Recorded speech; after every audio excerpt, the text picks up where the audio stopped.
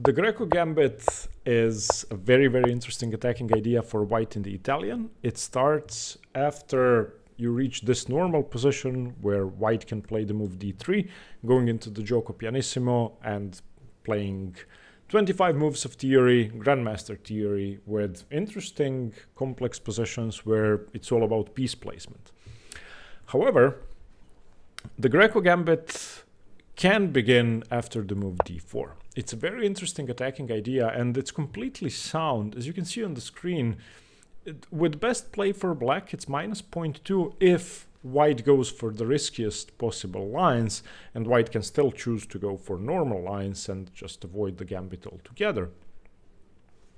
So, the Greco Gambit is gambiting the e-pawn to this knight.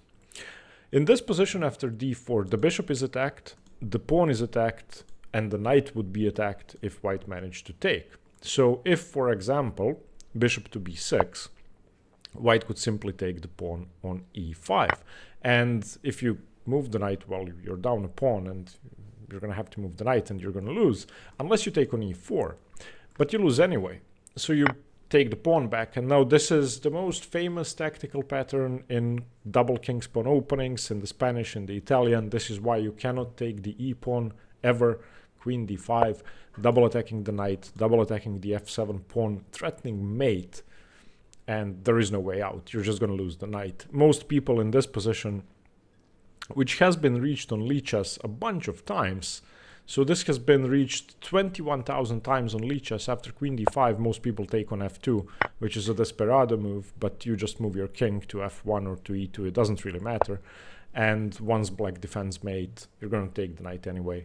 So the position is losing. So after d4, you cannot play bishop b6. Bishop d6 is really, well, it's slightly better, but not much better. I tried to analyze this position for about 15 minutes without the engine, and I actually found the best move here. There are many tempting moves, castling, which is perfectly fine, but bishop d5 is absolutely crushing. The point behind bishop d5 is you want to eliminate the knight, take the pawn on e5 and fork the bishop and knight. So most people with black are just going to take that bishop. Let me just show you. If you castle, then I take, you take back either way, and I win one of your pieces. So on bishop d6, bishop d5, if black takes, we take back, of course, and now the knight is hanging, the pawn is hanging. The only chance black has for something resembling equality or a position that's not losing is e4, counterattacking. If you move the knight, then I just take, and the bishop only has c5 and it's losing.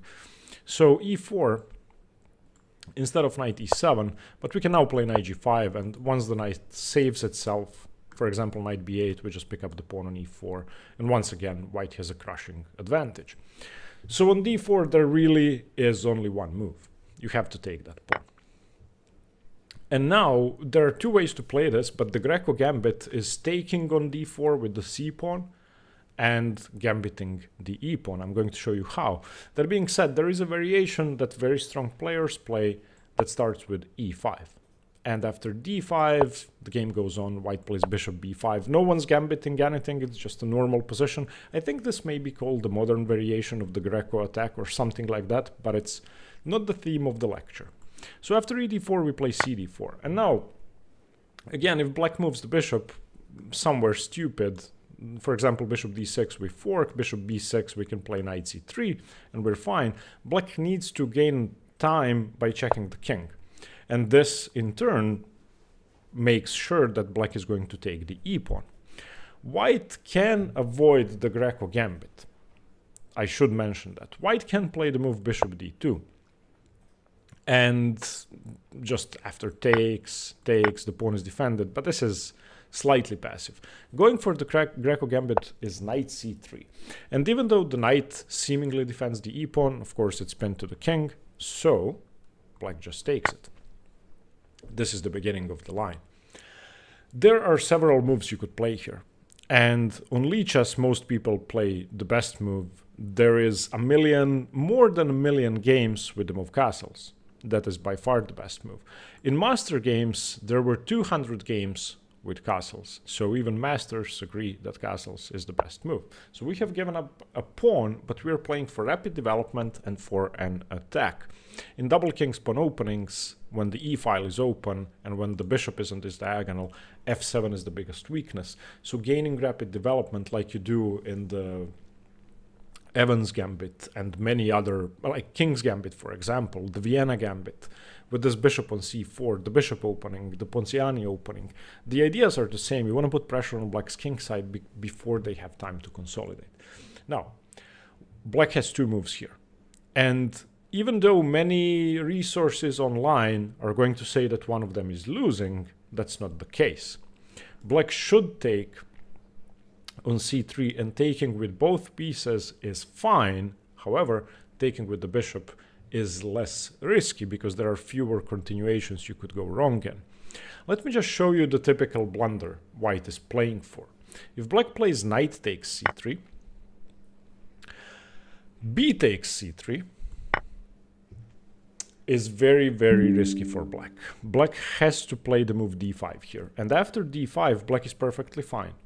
It's just a counterattack. Your bishop is attacked, so you, instead of moving it, you play d5, counterattack the bishop on c4. This position is equal. White plays rook e1 because the bishop does not control e1. Bishop to e7 saves the bishop. White saves their bishop, castles, fine. Playable. I would take white because I like this Petrov composition in the center with c3, d4, and the bishop on d3. I would take white every time because black has a hard time moving the c-pawn, but it's fine. The blunder is if black takes the second pawn. Now, the Greco Gambit was named after Gioachino Greco, who was a Calabrian Italian chess player from the 17th century. And in the beginning of the 1600s, he analyzed this position and he said that this is much better for white, which is true, but he actually gave the wrong move. We can give away a full rook, and his analysis was the second best move, queen b3. Double attacking the f7 pawn and the bishop. And now if black takes the rook, then we take on f7 and it's going to be mate very soon. If king e7, then rook e1 check. King f6 is just checkmate, very, very simply. Bishop g5, and you can figure this one out for yourself. And if king f8, I found an incredible move here, bishop to h5. And after bishop h5, we're threatening queen f7 mate. You don't have queen e8 or queen e7 to defend mate because I'm going to take your queen. So if you try d5 to block my queen, I just take it. And I'm threatening the same checkmate, and you resign. If you take the queen, then rook e8 mate. If you're looking for a more effective way to learn openings, try out Chessbook. It's a great tool for studying openings. It's very easy to use. It focuses on moves that people actually play. It explains the plans in certain positions, and it's going to highlight the mistakes you made in your games. So once you connect your Lichess and Chess.com accounts, it's going to focus on the mistakes you actually make. So you're going to be able to work on what matters most. You can import your repertoire either by hand or by, importing a PGN, so that's easy. You can also practice all the moves in your repertoire, which is obviously one of the most useful things you can do. You can play through model games in your openings. You're going to get served games daily, and you can view performance by opening, which will be there once you complete your repertoire. Check out Chessbook by following the link in the description below. It's only $8 a month, even less if you pay yearly, and I hope you like it. So after queen b3, of course, taking the rook is suicidal. The best move is d5, after which white has an edge. It's not decisive, but white does have an edge. Queen takes c3, pawn takes, and d5, the knight has to move back. And now we can play the move bishop h6, which is crushing. If you castle, I mate you. So black plays something like queen takes d5, rook a d1. White has an advantage, and that's fine. However, white is down 3 pawns at this point. So if you don't win immediately or very quickly, you're going to lose because of the material disadvantage. The best move in this position to refute bishop takes c3 without any compensation, or without any hope for black, I should say, is to play the move bishop a3. Of course, Greco did not have engines in the 17th century, so we can forgive the guy, but it's a very logical move. Black's only hope is to escape by castling here. Bishop a3 prevents that. You cannot take the rook. You cannot block this bishop. d6 is bad. d5 blocking the other bishop is bad. Bishop takes is bad. Queen e7, it makes no sense. I take the queen. What do you do? Let me show you why bishop a3 is so winning. d6 may be the most logical move that most humans would play, just trying to block the bishop. But now this bishop is kind of stranded. I go rook c1, and this is, I think, the most important line you have to remember if you're going to play the Greco Gambit. The bishop has, well, one square. If it goes to b4, I take, go queen a4 and d5 and win the knight. So takes, knight c6, d5, the knight is gone. And if you go over here, then I do the same thing, queen a4. And I'm attacking the bishop, I'm threatening d5, you cannot save yourself. If you unpin the knight, I go d5. Once you move the knight, I take the bishop, and again, I'm up material. So that's why d6 doesn't work. If d5, then we can simply go bishop b5. Once again, forgetting about this rook. We don't care about this rook. It's all about pressure on black's king. So black takes. And now we go rook e1 check. Another piece comes into play. King f8 is illegal, in fact. Queen e7 loses the queen. Bishop e6 is the only sensible move. And now we don't recapture this bishop. We go queen c2. And if you turn on the engine here, it's going to say that queen d7 is the best move. If you make a random move, let me just show you. a6, then bishop c6, takes. You can play queen d7 because bishop d7 is illegal. And after queen d7, I take your rook. There are no king moves available. So after queen c2, the c6 knight has to be defended. So queen d7. And now just knight e5. And you can see that this is winning. We either win by taking on c6 or we take the queen. The best move is probably to sack the queen and just lose this way. And finally, on bishop a3, if black is too greedy and ends up a rook and 2 pawns up, then we win immediately. Rook e1 check. Knight e7 is, I don't know, the only move, I guess. If you go queen e7, I just take the queen. If you go knight e7, I take the knight and win the queen anyway. You can take with the bishop or with the rook. It doesn't matter. So takes, king e7. We can throw in queen e1 check or just recapture the bishop. And obviously, white has a huge material advantage and is winning. So after the move knight c3, black should take the pawn. White will castle. Black should take on c3, and taking with the knight is fine. But if you take with the knight, in this position, play d5, and you will be equal. However, taking with the bishop is more precise. And this is why the Greco Gambit could be slightly better for black. 0.2 advantage. Take with the bishop.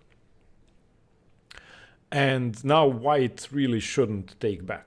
If bc3, then black plays d5, and something like queen c2 has to be played again. This is a slightly more significant advantage for black. So recapturing the bishop is bad. After bishop takes c3, white's best move is d5. And white is very, very close to equality. There is almost no risk involved. And now black has a hanging bishop and a hanging knight. And this knight could be in trouble after rook e1. So black, for example, saves the bishop. We don't take on c6, we go rook e1. There is no way to defend the knight. Knight e7, takes on e4 and d6. Equal position. White is down a pawn, but there is almost full compensation for the pawn because we have a lead in development, a safer king, and this pawn on d5 is annoying for black to deal with. Again, the engine says equal. White's best move here is h4 or bishop g5 or rook f4. So in order to keep the equality, you are going to have to play aggressively. But I'm guessing you want to do that if you play the Greco Gambit. It's a sharp line. So the Greco is an opening you can win with quickly. It's very easy for black to go wrong. And as you saw in the Leech's database, So in this position, after bishop b4, knight c3, knight e4 castles, if you turn on the Lichess database, 500,000 people have taken with the bishop, 500,000 people have taken with the knight. After knight takes bc3, almost everybody took on c3 with the bishop. More than 300 people. White has only a 66% win rate, but we can blame that on players with white not being precise. It's absolutely busted if bishop takes c3. Only 11,000 players, so 0.3% of people who had this position on Lichess actually played the correct move with black, which is d5. So you can expect to get a lot of wins. I hope you liked the video. I hope you're going to be playing the Greco Gambit. I will. Thank you and stay tuned for more chess. Bye-bye.